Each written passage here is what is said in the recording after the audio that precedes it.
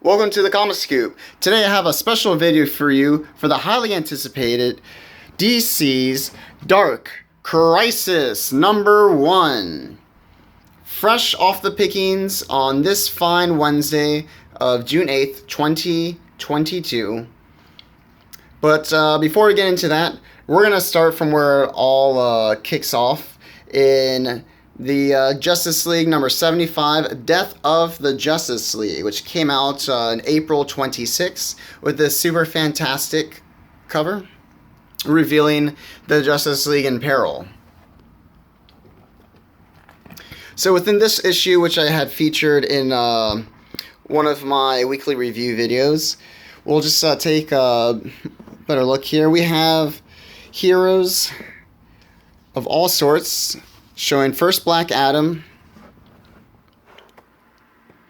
and all of our favorites getting absorbed into the ether. Now, Barry Allen, the Flash, has been missing, and he is trapped in a twisted reality. And we have our Justice League from all across the multiverse meeting here at the House of Heroes, which is basically a nexus in between the multiverses. In a place, in the space in between is referred to as the Bleed. Now, we come to find out that our heroes were summoned here by the Earth 23 Superman, who is currently the President Superman, known as Calvin Ellis. And Calvin Ellis, along with Dr. Multiverse, explains to our heroes that Barry is trapped in this alternate reality, and Darkseid has been enslaved by an entity called the Great Darkness. This Great Darkness essentially is going to absorb the multiverse and all the antimatter within it, and in time destroy all of reality as we know it. And unfortunately, the Great Darkness has found its way to the House of Heroes. And now everyone is in panic. The only thing to do, by the courtesy of Dr. Multiverse, is to teleport everyone to the front lines of this crisis.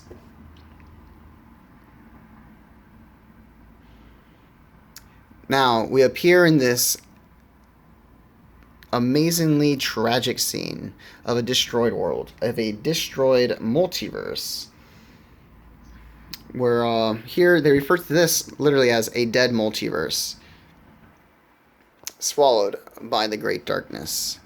And who is in the center of this but none other than Pariah, the creator of the antimatter chamber.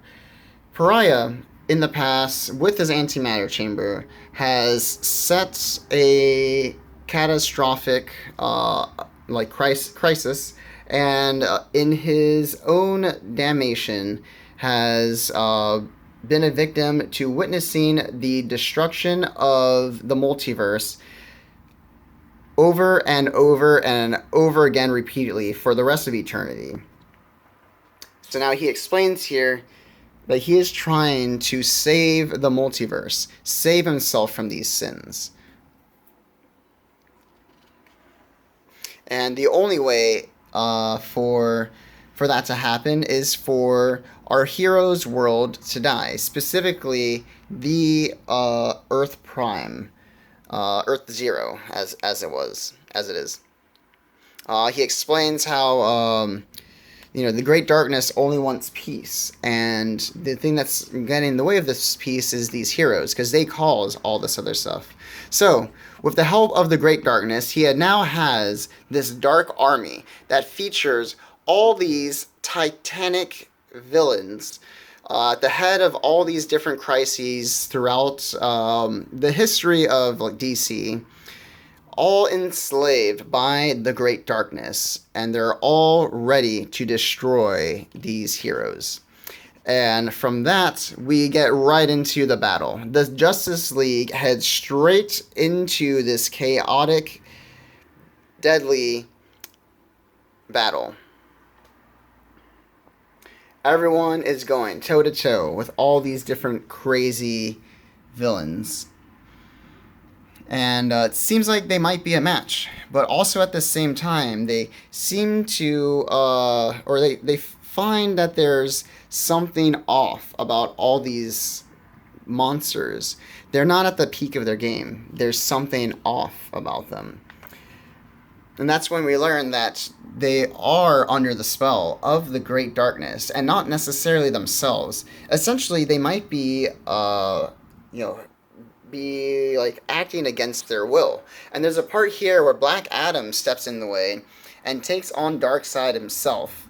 And he Shazams the crap out of Darkseid, destroying the chains that are bound onto his chest. And the chains are broken.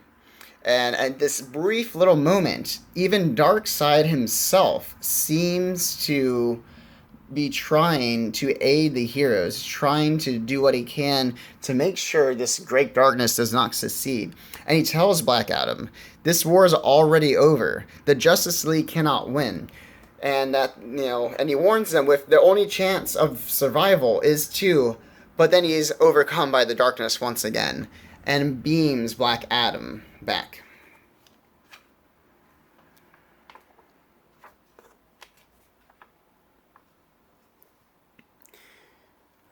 And now we get to the pinnacle of this battle, where we have the Green Lantern doing everything he can to destroy this antimatter chamber.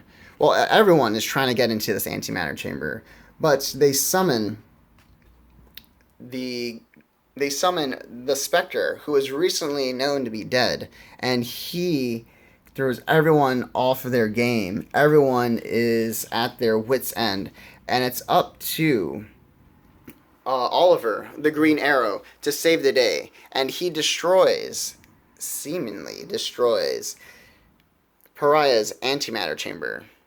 And with its destruction, possibly destroys the army. They all seem to disappear into nothingness. The heroes have won once again. But they have left out one very important detail. Pariah. He's not just some amazing scientist. He has his own powers too, and uses those powers to completely obliterate the Justice League. Turns them all into absolutely nothingness, including Superman himself, the Man God. Puts them through these alternate realities until they become literally non-existent. And he does this to the entire group of heroes that we have here. All that's left is Black Adam. And he is not going to go down without a fight. But Pariah seems to be toe-to-toe with him with strength. And they are going at it.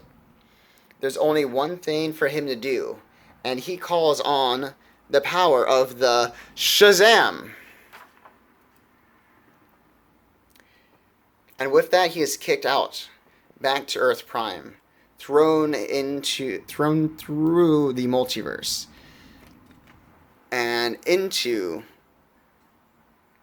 the Hall of Justice, where we have our the younger counterparts to our heroes, and they find Black Adam in the rubble, and all he's left to say is the Justice League are dead.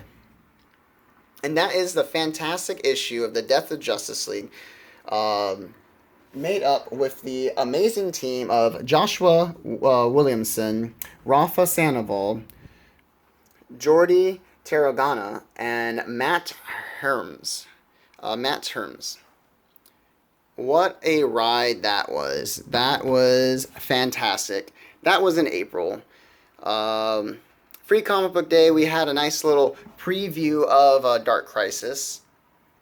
And just last week, we were able to get Justice League Road to the Dark Crisis, as well as the conclusion to the Shadow War, which both of these feature different things leading us to the Dark Crisis.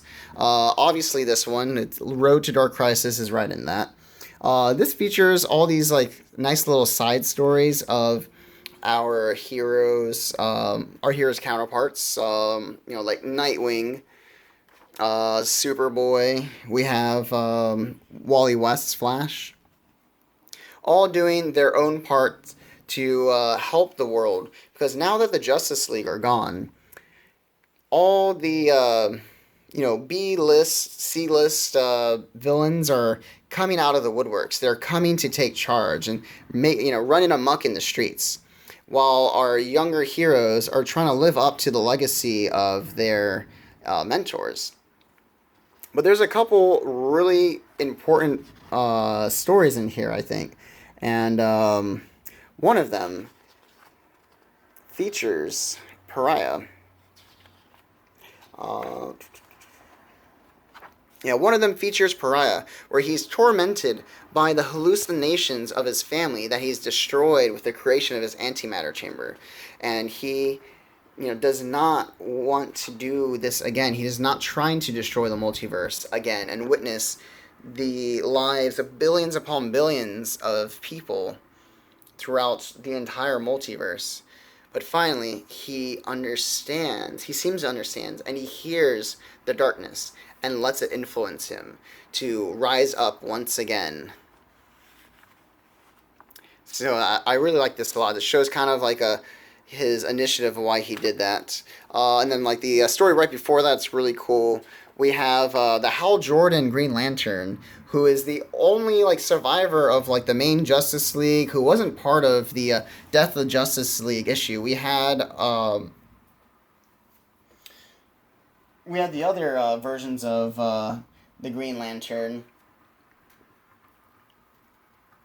like John Stewart, and in this story, within the Road, we have Hal Jordan link up with the current Aqualad, Jackson Hyde, and he's here and just kind of like, hey, what's happening? Where is the Justice League? And Jackson Hyde tells him that Aquaman's dead. Like, where's Aquaman? So the two of them fix this little thing together, and Hal Jordan is off to figure out what in the hell happened. And the very last scene here, we have Nocturna fighting against Batman in the past, and then it shows Nocturna now in the current time, and she goes, face to face with Batgirl, and once Batgirl leaves her behind, Nocturna is given an invitation to join the secret society. And this, I'm going to take it into leading us into the ending of Shadow War Omega #1, where within the Shadow War, Slade, Deathstroke, has been killed by Talia al Ghul. And by the end of this issue, the Secret Society has stolen the dead body of Slade and takes him to Ra's al Ghul's main cryptocrop, the Lazarus Pit. And within here, they resurrect the dead body of Slade, and he comes back with a vengeance. And there's nothing more that he wants more than simply to kill everyone.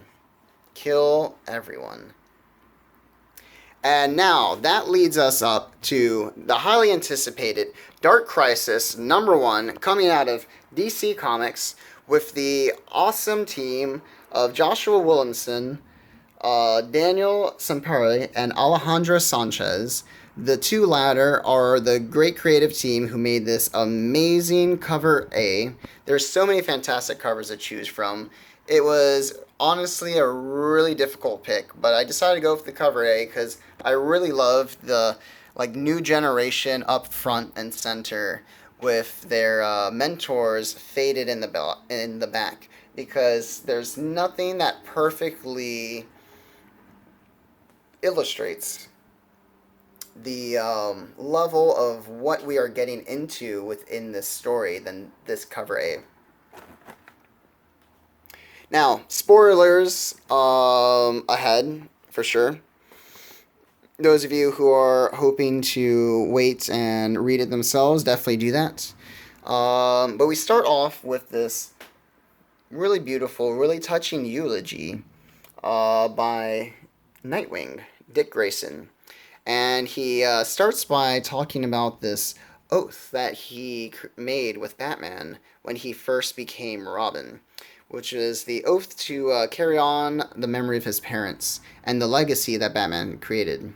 And in this eulogy, he talks about how he had watched over the years these many different generations of other heroes aspiring in the footsteps of their mentors, following in the same suit that he did as Robin, to to honor this legacy that someone else has set, and to be the new breed of hero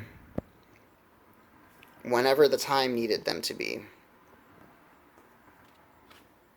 And within this eulogy, he's, grabbing to everyone's hearts. They're all here. They're all in mourning. Everyone's lost something. And to most of these people, these aren't just heroes, but in a way, they're family, their fathers, their mothers, their mentors. And in the background, we have Slade, Deathstroke, with his secret society, watching in the back, waiting for their moment to pounce. He blows out his candle. He is not in mourning. He is ready to pounce.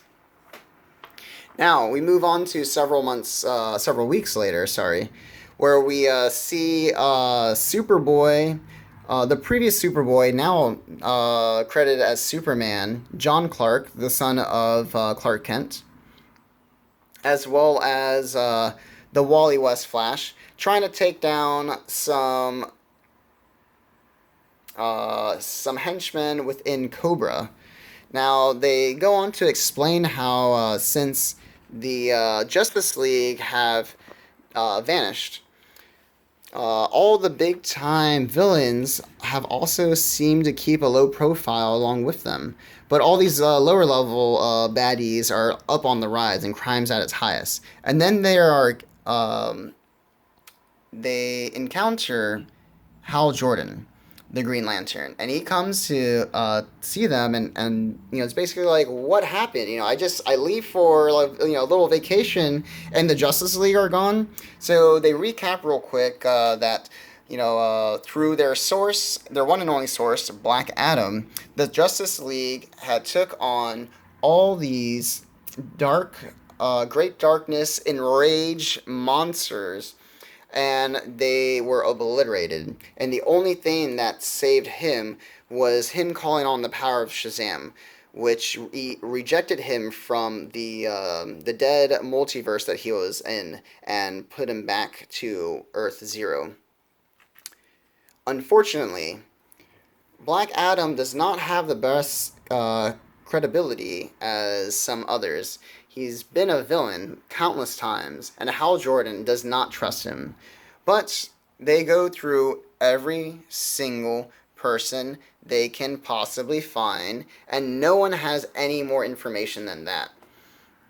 So Hal Jordan leaves Wally West and Jon Clark with one sentiment. What would Barry say to something like this? Wally West says, look at the crime scene and follow the evidence. So that's exactly what Hal Jordan wants them to do. Go find Barry. Go to the crime scene. He's going to look for who caused this. And they all split. All three of them. Superman, John, has been left alone, and he's not sure if he's up to the task to do this. But he's given the motivational words from Wally West that, I know what it's like to be in someone's shadow, John. You have to find your own way to shine. And that's what he does throughout the rest of this issue. He goes up, he sees these, honorative statues of the top three, the Trinity, Superman, Batman, and Wonder Woman. And he knows exactly what he's going to do. So he goes all the way to Brazil to meet Wonder Girl, a.k.a. Yara Flor, who is part of the Amazons within the Amazon, unlike Wonder Woman. Yara is like specifically South American within the Amazon rainforest, and together they take down this one minor threat. And Jon proposes the idea to her that he's putting together a team to honor the Justice League, and what better way to fix this problem in the world than to team up together? Because Superman wouldn't have wanted anything less. Anything you can do alone, you can do better together.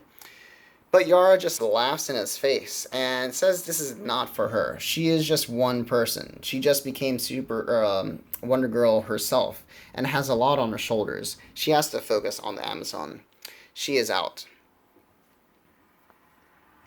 Now, we go to New York City, where we encounter this current Batman, who takes the mantle of Tim Fox, the son of Lucius Fox.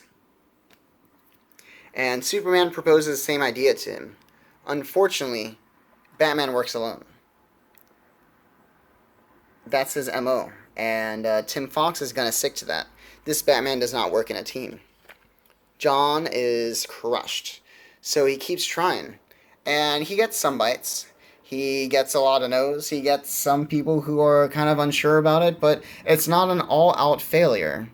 And by the end of it, he's able to make up his own misfit version of the Justice League. You know, we got Supergirl, Aqualad, we got Damian, even Harley Quinn. So many odd characters to be a part of the Justice League are now taking on this new name. And Black Adam is not impressed. And he definitely lets Jon know that. He belittles the crap out of this entire team. Like, why do you need two Blue Beetles? These people are just going to stab you in the back. Harley Quinn, she's crazy. She's definitely going to stab you in the back. Like, there's nothing you can do about this. The only thing that can save the world are, as he says in these words, capable protectors, not children. Ooh. Talks about all these people, throwing knives in people's backs, but he just gutted that knife directly into Jon Clark's heart. And he's off with one final word of wisdom. The only person who is fit to lead the Justice League is Dick Grayson, Nightwing, the number one understudy of Batman himself. Now, we meet up with Nightwing at the Titans Academy, where he is training the Titans in the most important part of working in a team, trust. And they are, of course, working on acrobatics. Who else is going to teach them acrobatics than Nightwing? Well, Superman is on his way there. And the Titans in the Academy are greeted not by a warm welcome from Chupacabra, who's a character I am not familiar with, but I love the name. And Chupacabra is heavily injured, heavily beaten, and just says, they attacked me, right before there's a huge explosion. And what is it? None other than the secret society here to take on the Titans in their base of operations, the Titan Academy. And we have this really awesome speech coming from the leader of the society himself, Deathstroke, Slade Wilson. And he makes this great speech about how they are here to kill a legacy once and for all. That finally, after all this time, the Titans always have had the Justice League to come and save them in the nick of time. They're all alone now. No one's going to come to help. There are some other heroes that aren't here, and yeah, they will come to their aid, but they will kill them themselves. And they even have Beast Boy, who was here spying on them.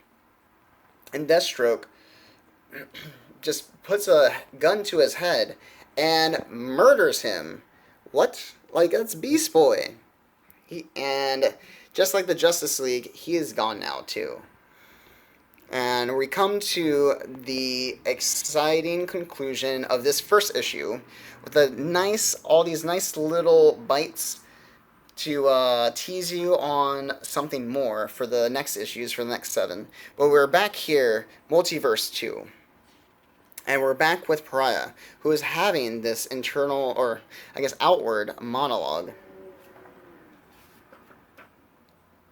Like not understanding why these heroes were trying to fight him so much.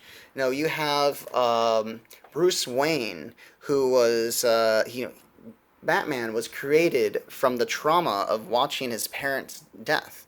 Superman was a refugee from a dying planet. Good things come from death, and he does not understand why these heroes don't seem to see that. And, just like that, he is trying to save, quote-unquote, the multiverse by killing their world. And the only way for this to happen is through death.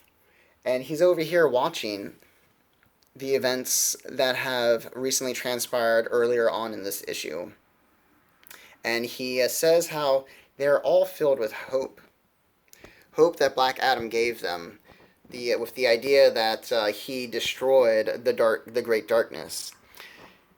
But hope is not a problem for Pariah, because hope is the greatest weapon he can use to turn them all against each other, to destroy Earth Zero.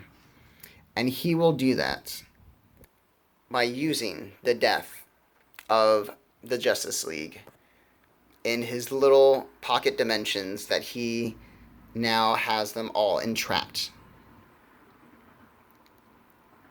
And that is the Dark Crisis, #1. Alright, everyone. Well, that's a wrap for today. Stay tuned for some more. There's a whole 7-issue slew here.